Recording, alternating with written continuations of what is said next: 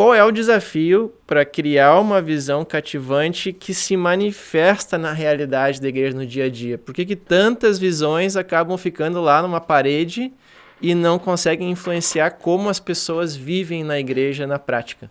Talvez tenha 3 elementos que a gente pode colocar aí, né? Então, primeiro, a visão ela precisa atender uma necessidade real.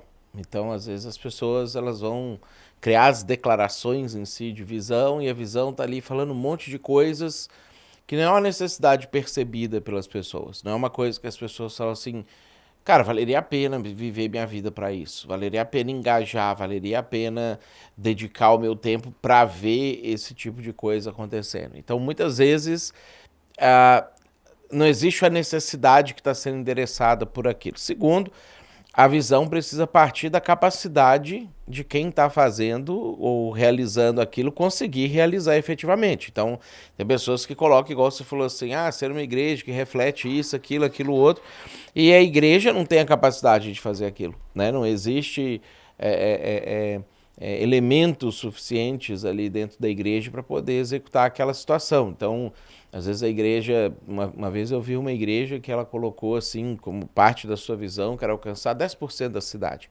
né? E 10% é um número assim, meio irreal, se você for pensar para uma única igreja alcançar na sua cidade, se essa cidade tem mais de 200 mil habitantes, né? Uma cidade com 250 mil habitantes, ela não vai ter uma igreja de 25 mil membros naquela igreja. Pode ter 25 mil crentes em igrejas, né? Então, não existe uma capacidade para poder fazer isso, para poder alcançar algo nesse sentido. E terceiro, a comunicação. Às vezes a visão da pessoa que tem a visão, ela é boa, né? Ele é uma necessidade que existe, eles têm capacidade de realizar aquilo, mas a pessoa não consegue comunicar isso de uma maneira que faça sentido para quem ouve. As pessoas que escutam aquilo, elas não entendem o que aquilo quer dizer, como que aquilo se relaciona com o dia a dia delas, com a vida delas, o que elas vão ter que fazer, do que elas vão ter que abrir mão, como que elas vão engajar.